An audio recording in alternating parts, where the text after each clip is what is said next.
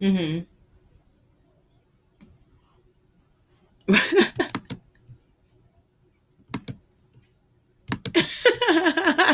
Right. Or that, have you seen that new show? Oh, I forgot. It's something Kentucky. I keep wanting to call it peyote, but it's not, and it's some kind of, I don't know. Anyways, I'm sorry. That just, you just reminded me of that because this show is like brand new on AMC or something like that, and they're like, it's kind of like drinking the Kool-Aid, but I guess in a good way.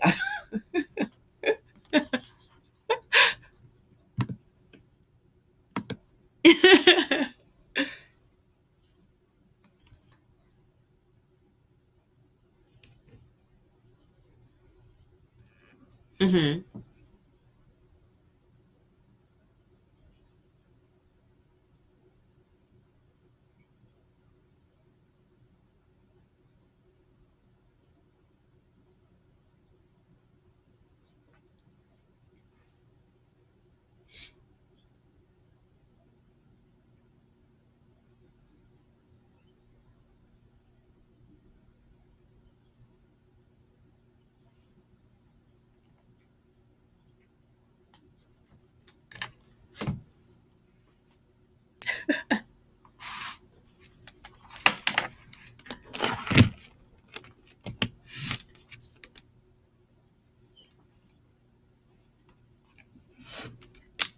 Right.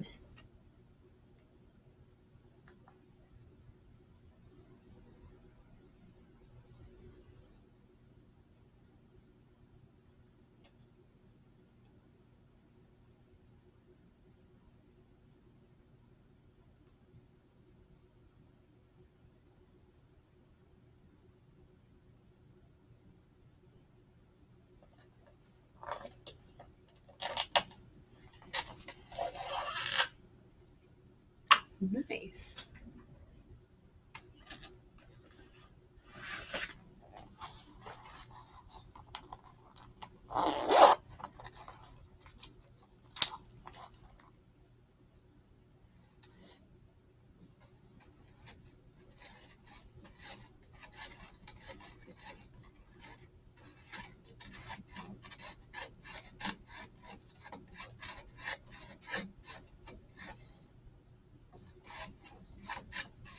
So I'm sorry, I don't want to interrupt, but I have a tendency to forget. And I want to ask you a question with regards to that specific program because I was listening to a podcast. I forget the name of it the other day. And the guest on there, he was talking about the difference between a grown man and a grown male. And from what I can understand, and I hate that I can't remember that, it was like a grown male is chronologically an adult. Um, he has a job and can, sustain life as far as like taking care of himself and things, but he doesn't operate like a grown man. Is that something that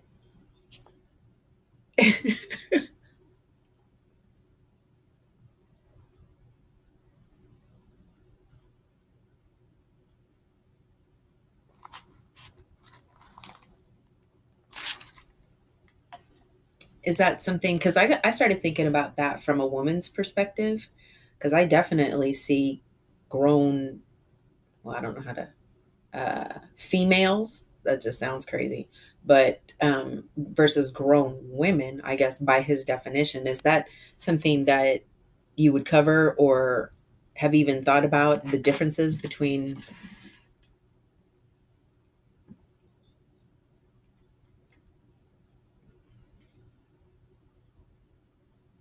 Hmm.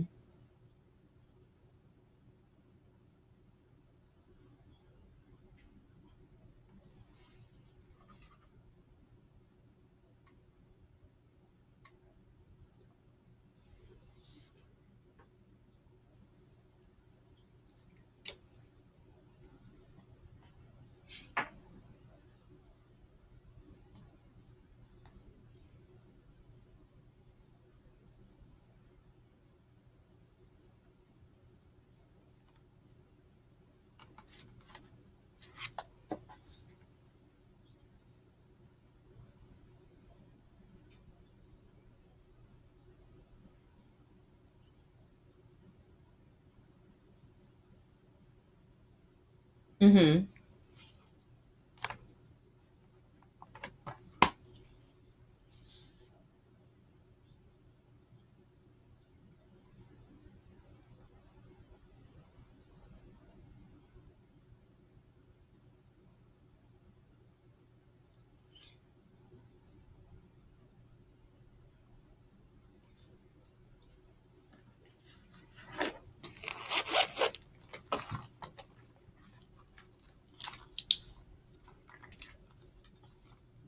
Mm-hmm. Right.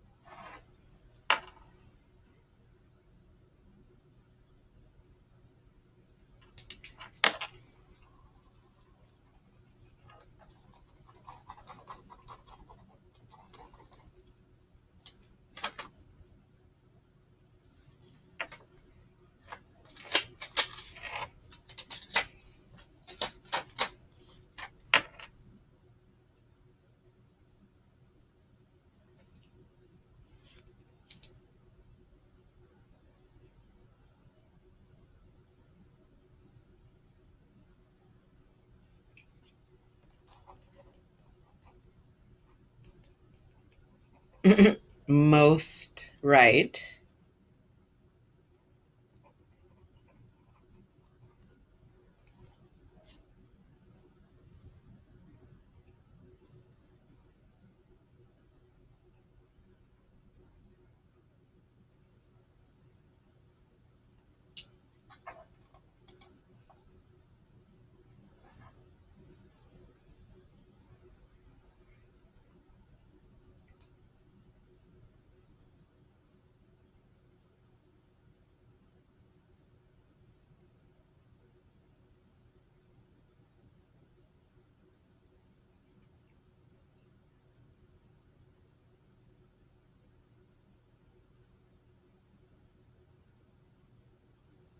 Okay.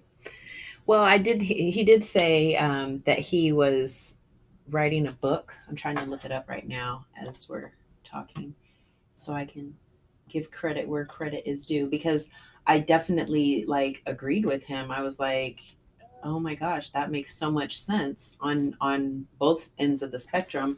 I do agree with you also though that there are more levels to it and psychology kind of being more my background than I think his was just I don't want to say was just, but it sounded like he was discussing his from his perspective as being married for so long and that sort of thing. So um, let me ask you a question. You kept using the term relationships.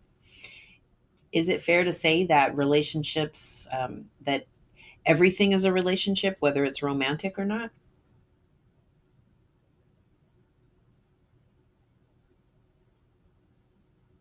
Okay,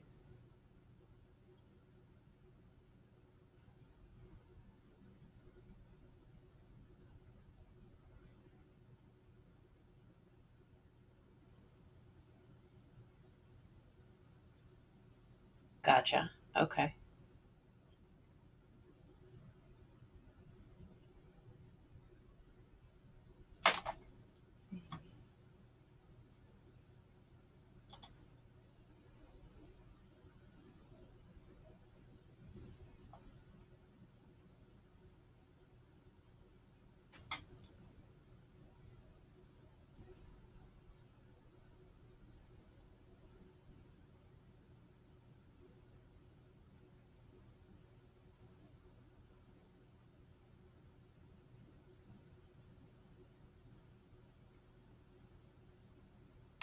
Well, I guess for me, it's different. Oh, I found it. Okay, real quick. I was listening to a podcast by Amanda Seales called Small Doses. It was an episode on Halloween. She had Dondre Whitfield. So, just again, just to kind of give credit where credit is due, because I did mention it. But I guess for me, it's a little different because most of my friends are of the opposite sex, and for the most part, with the exception of my very best friend, I've met them because of the attraction. And then it didn't work, or it did, you know what I mean? So I guess for me, because I often use the term relationship kind of unilaterally, because I feel like they're all work, there's some kind of maintenance that has to be done with them, and I guess for me, the majority of them do have a sexual undertone at some point, because it's the male and female interaction or attraction, or whatever.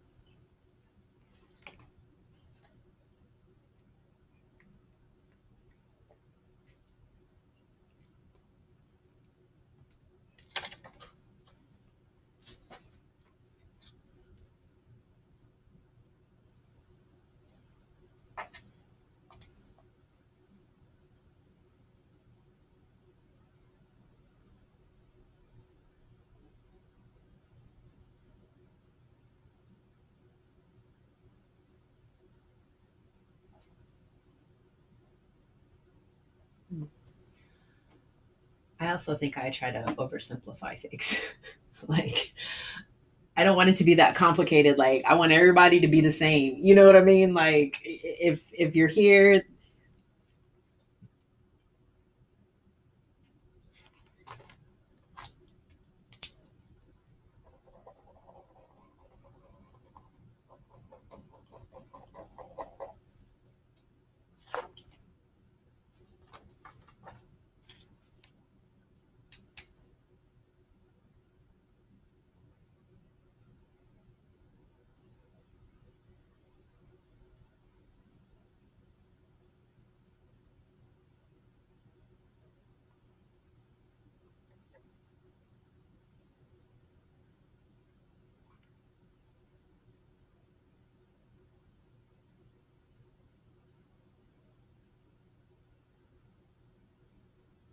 Huh.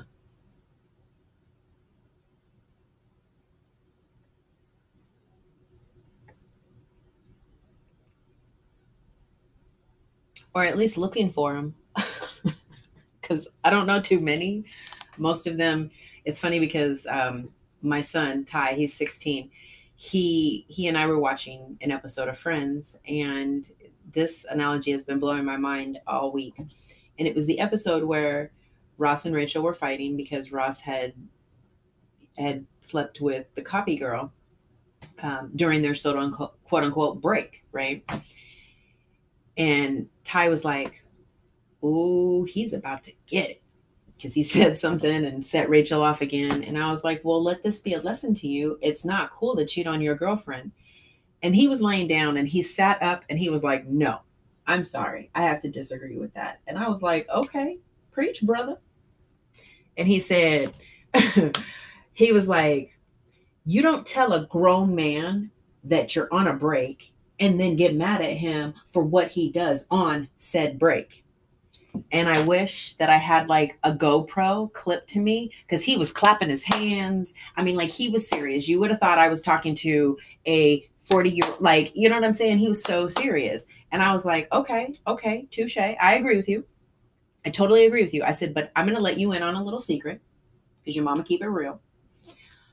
Most girls and or women are going to agree with Rachel. And he goes, "Well," I said, "unless you find, yourself somebody like me."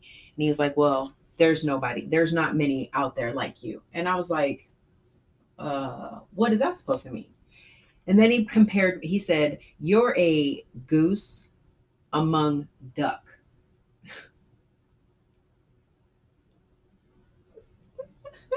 And I was like, and I mean, in my mind, I already knew where he was going. Okay.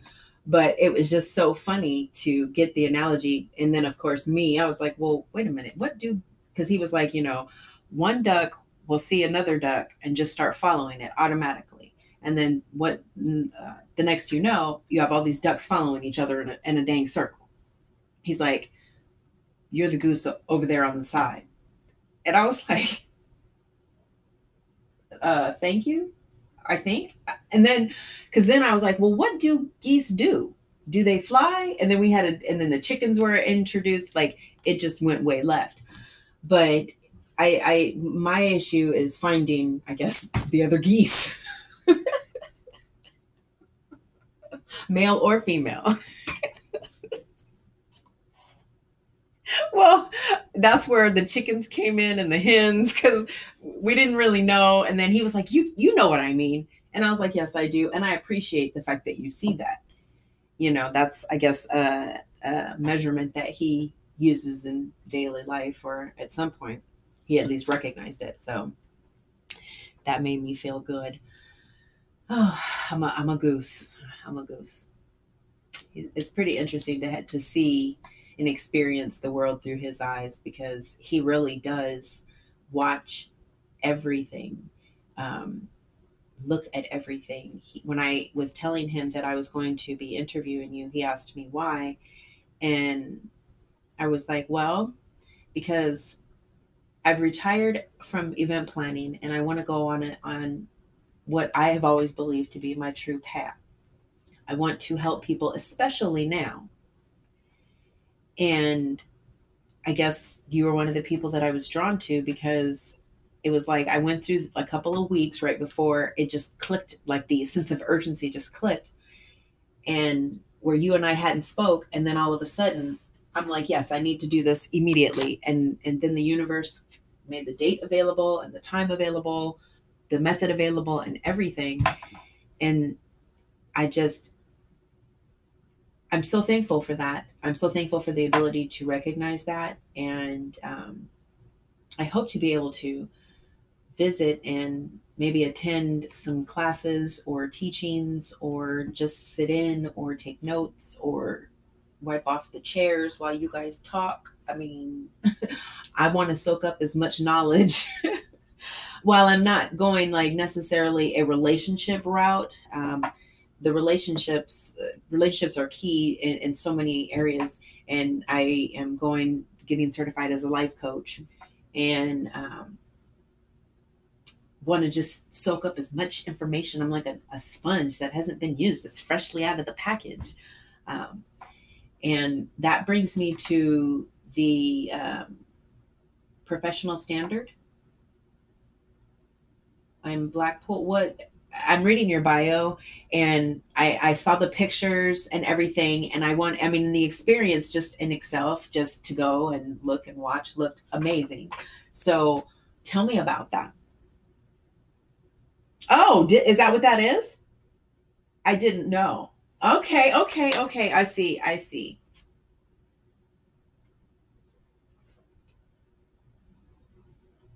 You're right. I do know. I just didn't realize that's where I was going. Okay. Well, wait. Before we do that, is there anything else that you want to say about Silogia? Maybe the website, how people can find you, um, for those people that are listening. Since we're switching and going a completely different direction.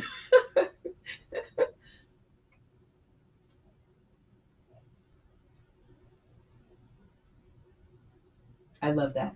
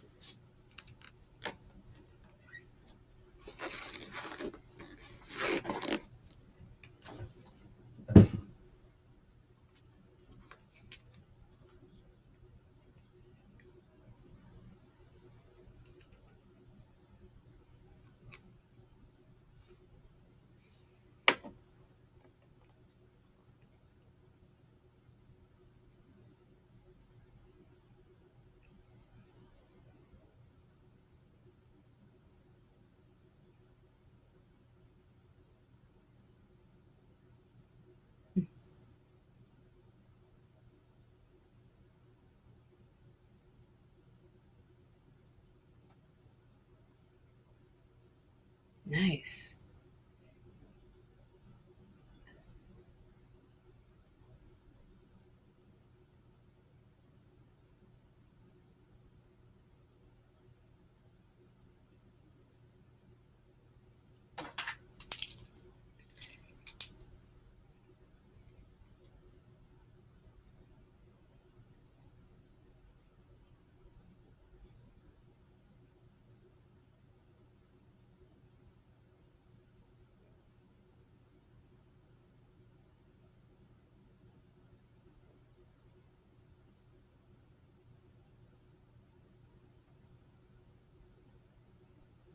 So,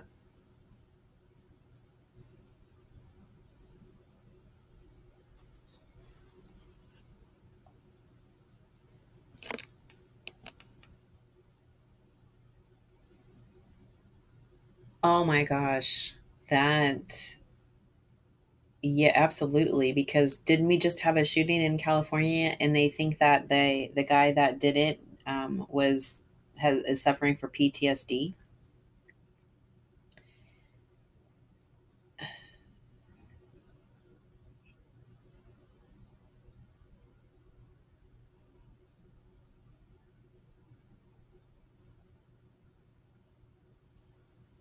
That's awesome.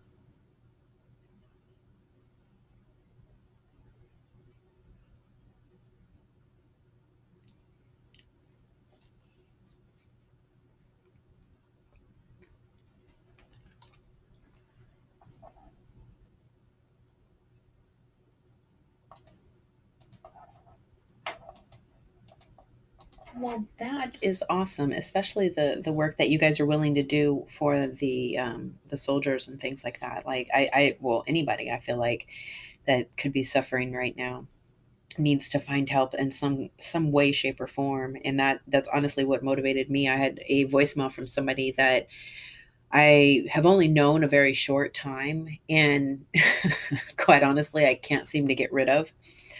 Um, but it was like that message that he left me. You could hear the pain in his voice, and he even said, like, I don't know why I'm calling you.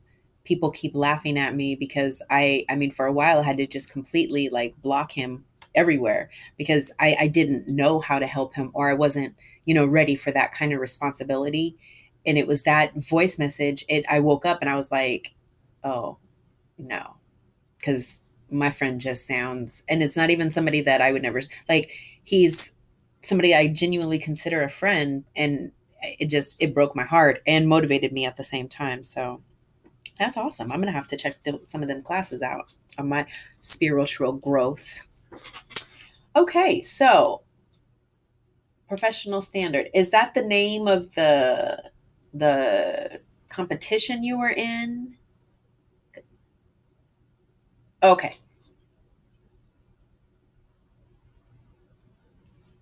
I do remember that. My mom did tell me that. I do remember that. Yes, yes.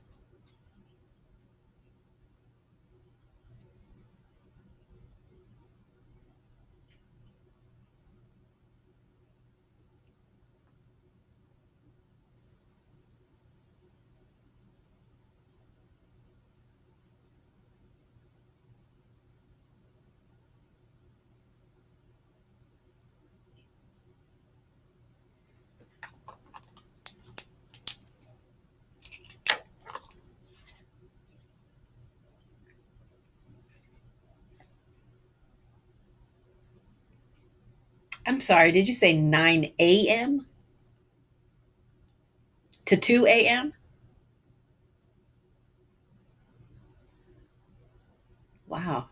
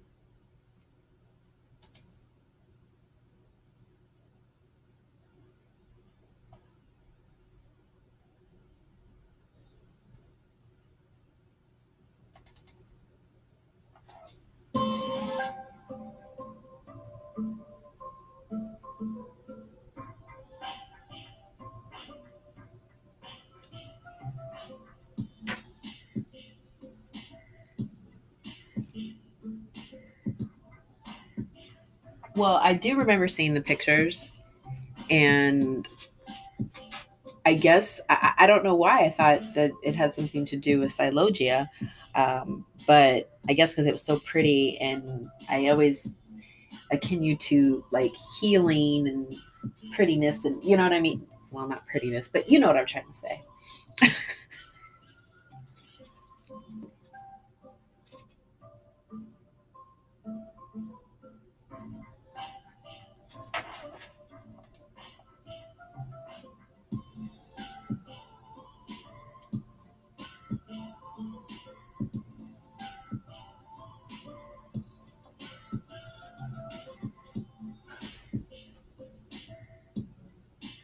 Uh huh.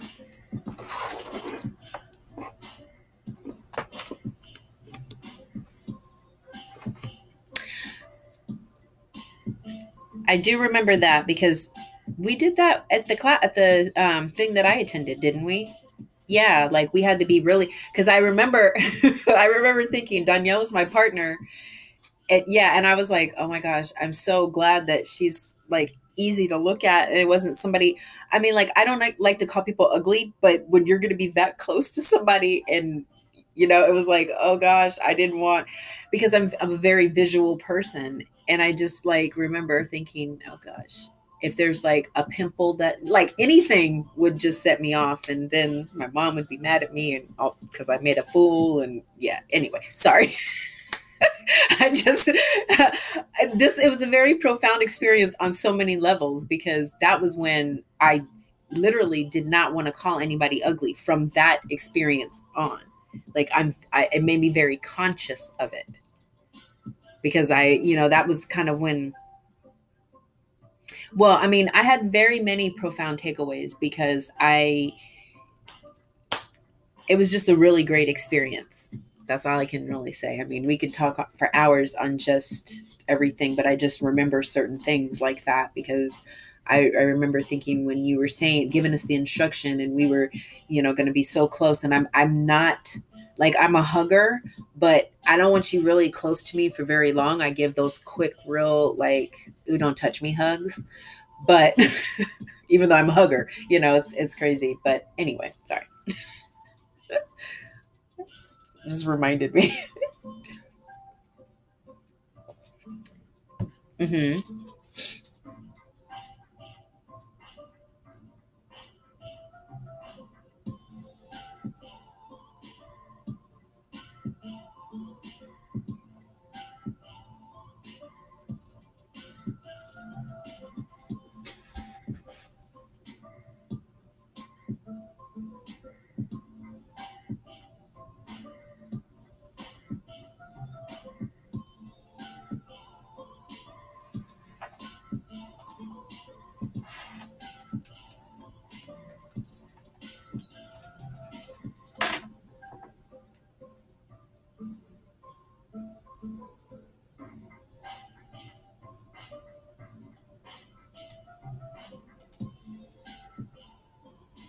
Wow.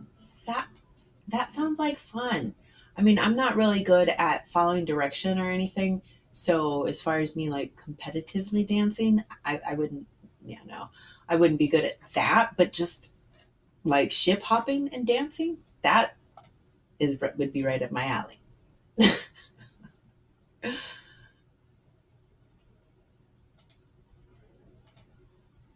So is it like a competition type events that they're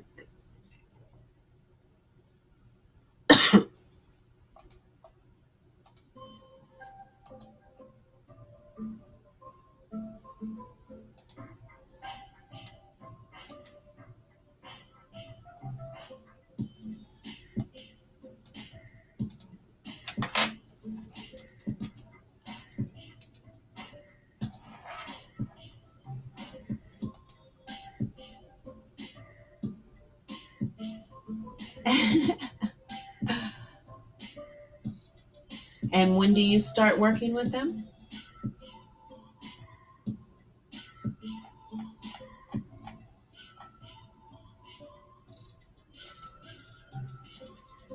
Wow.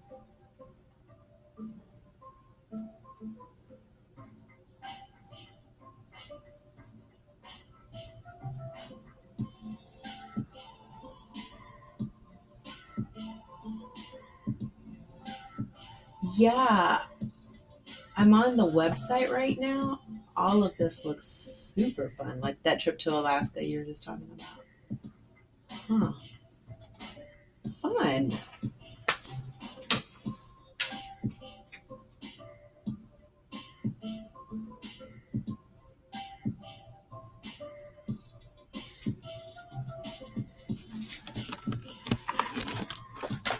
Going round and round the ballroom. Yeah, that sounds like fun. But again, if it's for competition, though, I used to go to. Oh yeah, okay.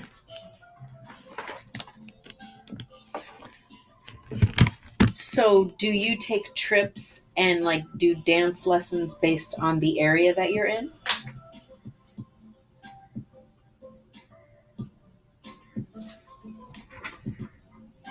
Yeah.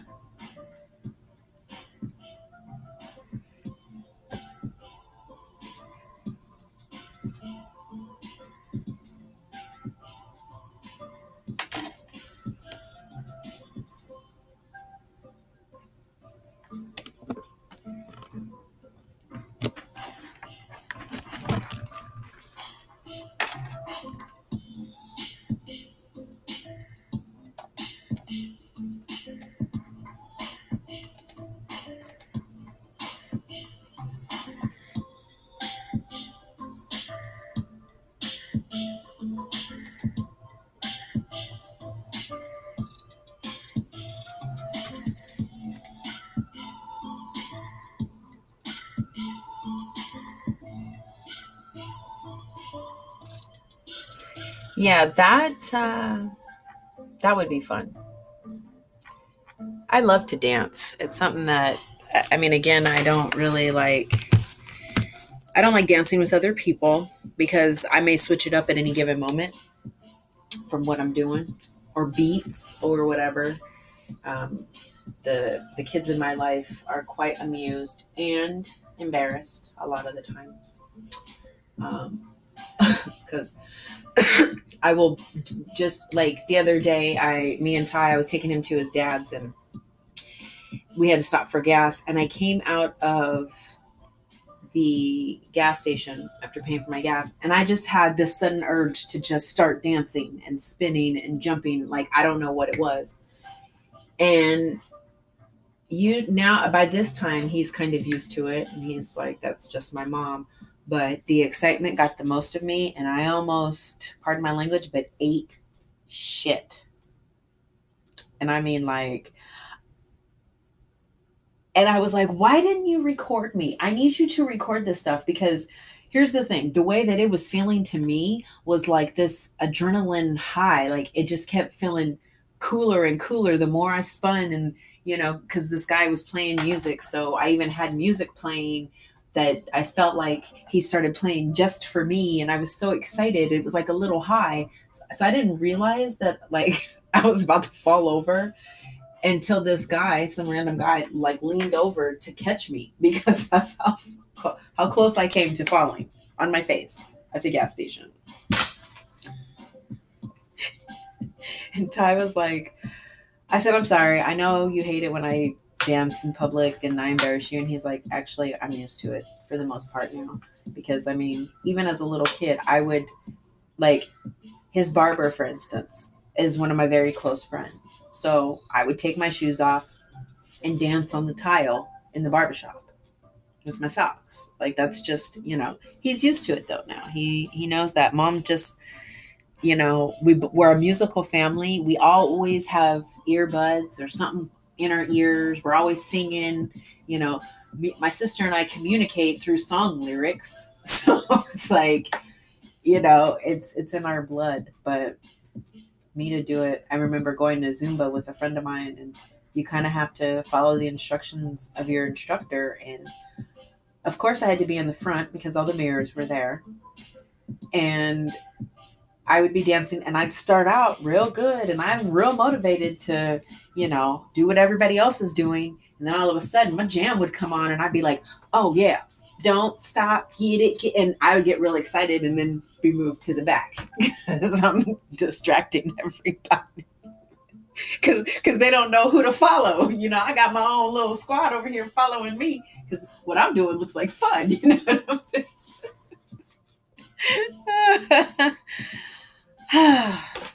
I just love it. So we got about 15 minutes left. And one thing I have been dying to ask you, and I don't know why, I've never asked you this. What breed of dog do you have? I have to tell you, that dog is so cute, has so much personality. And I don't think I've ever actually met him in person. That's how much personality all the time. And then I see the pictures and I'd be like, #adult goals. He's like, he looks like the coolest, like, I don't even.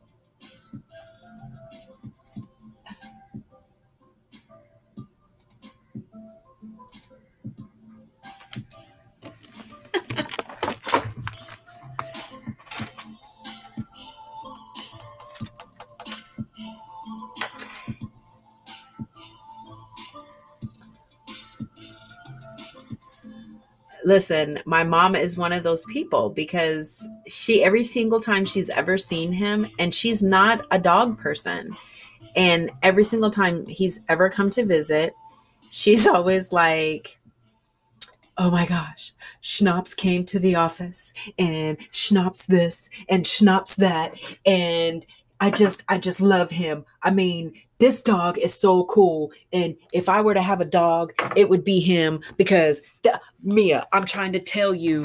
And, then she shows me pictures of the dog and I'm like, is this motherfucker posing? Like, is this a for real face? Does he know that the camera is on him? Because, my nephew can tell when the camera's on and rolling, and he goes from happy to, or sad to happy real quick. It's crazy to me. And I always ask her, yeah, I'm like, what kind of dog is it? I don't know. I don't know stuff like that, but I'm just saying, like, this dog, he has so much personality. And I'd be like, oh gosh, okay. He's adorable. Does he have brothers or sisters or anything? He's only child?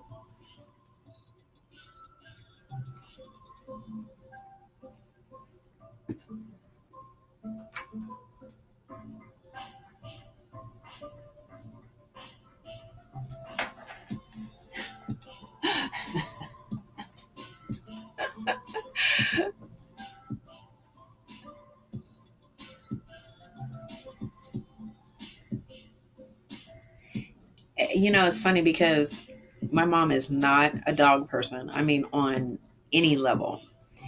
And my brothers, sister, all of us, the kids, everybody have all told her that we do think that she would greatly benefit from having a dog. If for no other reason, for her health, if she's home alone, the dog can be trained to signal, go get help or whatever. But we just think that she would benefit so much. But in her eyes, she's like, I don't want to have to clean up, and I don't want to have to, clean up after a dog, and I can't pick up poop. And like, in the store, Mom, they have these real cool pooper scooper things,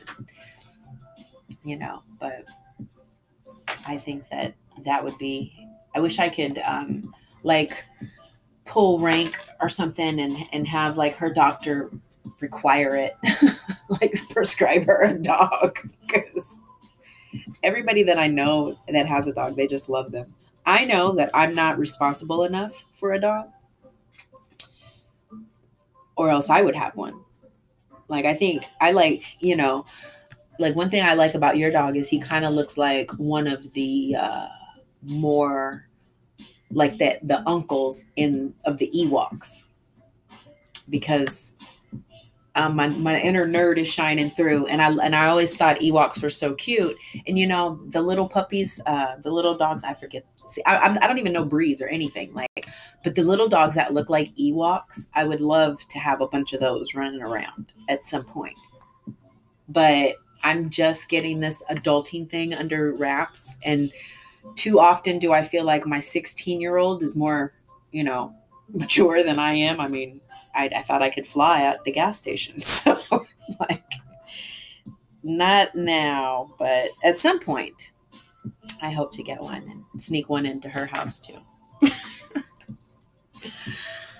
Well, Wes, thank you so much. Is there anything else that you wanted to say or add or anything before we go?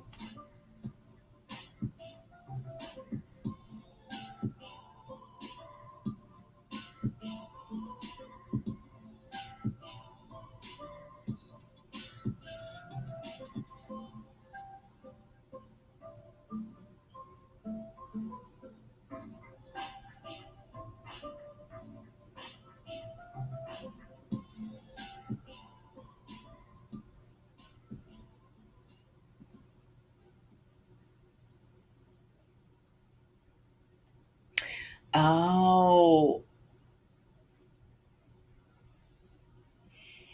yeah. Well, I mean, that's how you and I met, is in the psychology department um, at school. And I mean, ultimately, I've always felt that this is my path. Um, when I stopped going to school is because I was pregnant with Ty, and I was very overwhelmed. And I've always felt like you can't say that you can do something if for somebody else if you can't do it for yourself, whatever it is. And my best friend Robert, it's funny because the message when I called Robert, he was like,